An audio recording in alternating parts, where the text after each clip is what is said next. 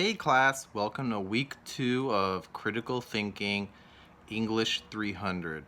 So this week there's an interesting theme and idea that runs throughout the chapter, and it's about images and our culture and the symbolism in images versus only words. So it's important to consider what images we see throughout our society and also what images impact us the most. For example, what images do you see in media? That could be on TV, what they choose to show, what they don't choose to show. Newspaper articles online, what images are they emphasizing when talking about certain stories? You can always take a critical thinking perspective to what media chooses to show and chooses not to show.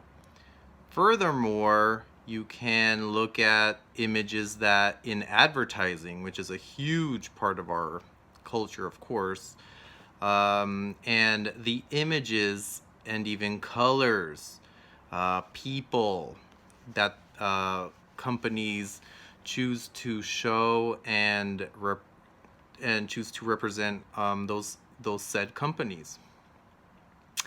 For example, why do certain companies choose the certain colors they do to represent their brand? What images do they use to represent their brand? Those are all issues of critical thinking that you can use to help understand your world better, help understand the meaning behind choices better.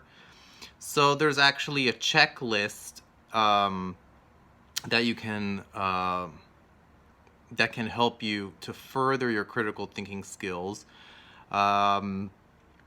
So whenever you see images in our society, whether it be emotional appeals in news or some kind of character or color scheme that a company is using, you can always ask these questions, and they are: what is the overall effect of that image?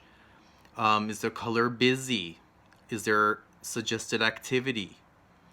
Are there a lot of white and grays, or is it a happier color scheme? Is there anything cutting edge within that image? So also, what is it about that image that gets your attention right away? That's what news and media strives to do. They want images that capture your attention instantly, so it drags you into the story better. What's the size of the image? Is it beautiful, grotesque? What kind of emotions does it call from you? And who is the audience of this image? Is it the mass public? Is it specific to a certain demographic? Retired people, housewives, house husbands, affluent people, poor people. What's the argument that the image is making? Or what is the ultimate message that the image is making? That is also something to consider. Does the image make a certain appeal to your logic, or is it more an appeal to your emotions? Also, what are the values that the certain image is representing? Are they valuing generosity, caring for your fellow man? Are the values affluence and certain ease of life or recreation?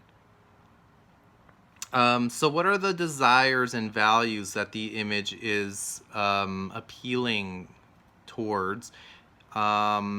And then finally, is there any kind of ethical appeal? So ethics, of course, is about the good and bad in our society.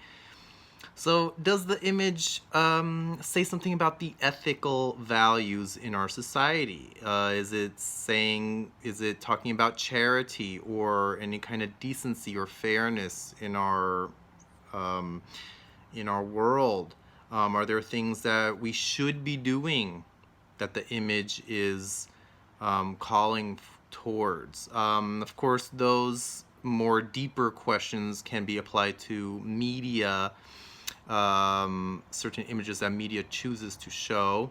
There's a lot of examples in your textbook, around pages 140 through 160, that show you examples of very poignant, emotional images that do speak to our ethical values as a society. So as you do the work in week 2, please take a look at the value of images in our society. Thank you. See you next week.